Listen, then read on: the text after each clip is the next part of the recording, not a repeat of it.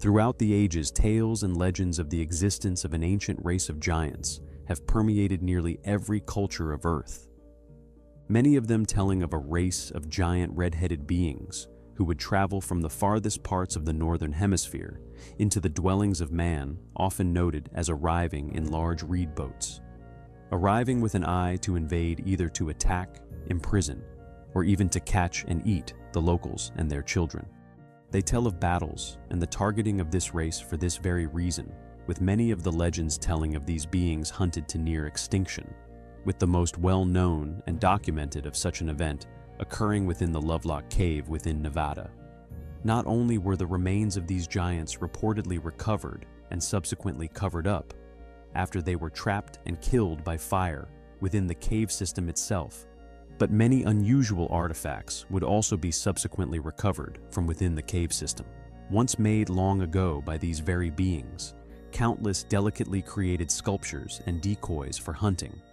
Indeed, once built out of the same materials long claimed as having been utilized to create their boats. With further corroboration of the legitimacy of these tales, the physical evidence of their past existence, such as a suited handprint, which can be found still present within the cave.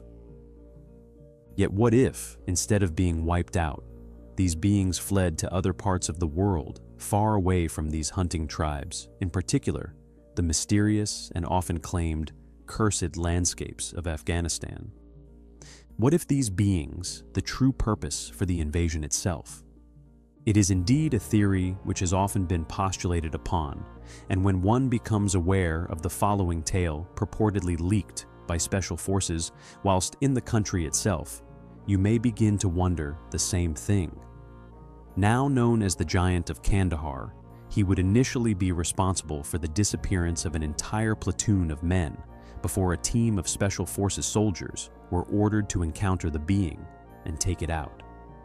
Again, making contact within a cave system, it was said to have been some 13 foot tall, with bright red hair, 6 fingers, and 2 rows of teeth. An undeniable match to the countless other witness testimonies made and shared across the Americas and many other areas of the planet throughout history. After killing one of the men by spear, the soldiers would dispatch the giant with a volley of gunfire, then helping to transport the creature onto a cargo helicopter, only for it never to be seen again, and the entire event covered up.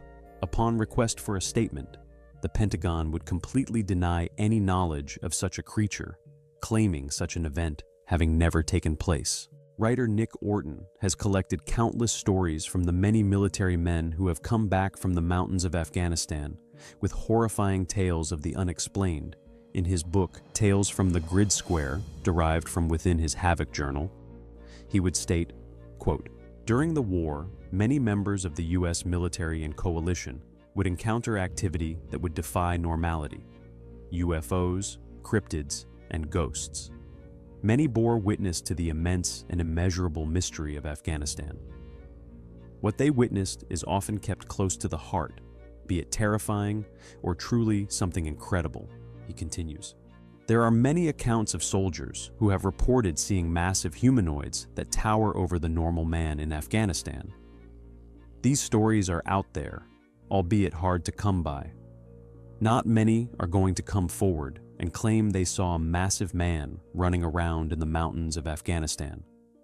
But perhaps there is something truly massive out there." End quote. There have been many rumored disappearances surrounding such discoveries reported within the last few decades alone, with many now convinced that something of this nature is indeed being covered up, and not just within the Afghanistan mountains, but possibly a lot closer to home. Thus, what exactly is being hidden remains a mystery, although they could indeed one day be revealed to have been hiding these very beings all along. What do you think about the tale of the Giant of Kandahar, fantastic fiction, or something else entirely? It is a story, mystery, and indeed possible cover-up, which I found highly compelling. Francis Bacon, the famed English philosopher, once stated, "History is like the planks of a shipwreck. More has been lost than has been saved." Whilst Frederick Soddy, one of the fathers of modern atomic theory and Nobel Peace Prize winner, in his work Interpretation of Radium, believed that there had once existed upon our planet a forgotten race of men who had attained not only to the knowledge we have so recently won, but also to the power that is not yet ours, believing that there have been civilizations in the past that were familiar with atomic energy, and that by misusing it, they were totally destroyed. The very atoms of this prehistoric civilization disintegrated. Although as the years have gone by and more mere assumptions once made, now built upon and believed as fact, the real truth surrounding the past has seemingly become ever more hostile to certain individuals' points of view, with our next discovery, and indeed the story attached, of no exception. Told by a rather obnoxious and mocking lecturer from the University of Minnesota named P. Myers, whom, along with complaining about the popularity of certain YouTube channels, spends most of the article complaining about his perceived absurdity of research into lost history, in particular the possible proof of prehistoric human activity. In the midst of his griping, he tells of an encounter he had with an individual known as Ed Conrad around 25 years earlier.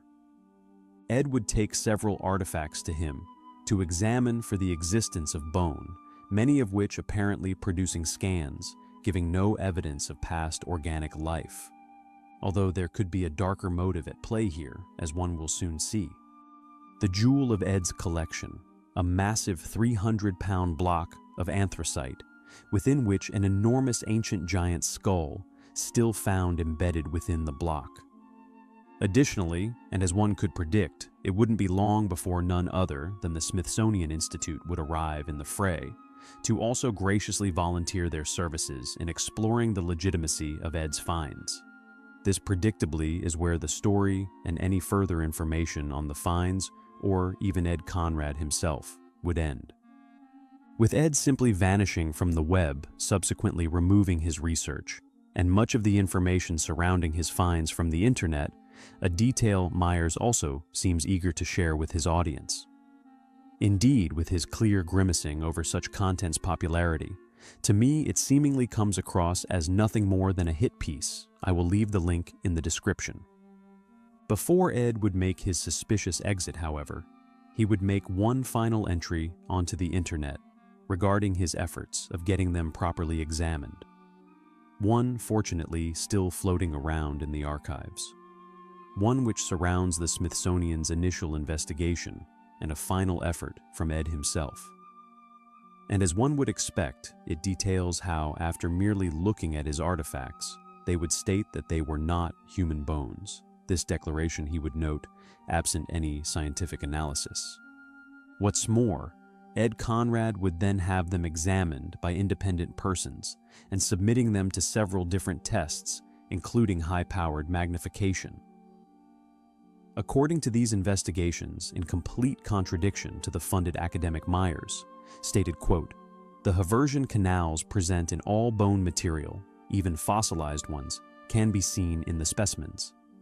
Yet, alas, any links to this data upon Ed's websites is no longer in existence, as if whoever purchased the artifacts wanted this proof gone, hidden from the wider world."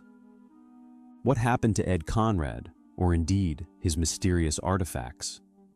Was the Smithsonian Institute involved in covering up yet more giant bones? It is a mystery which I find highly compelling.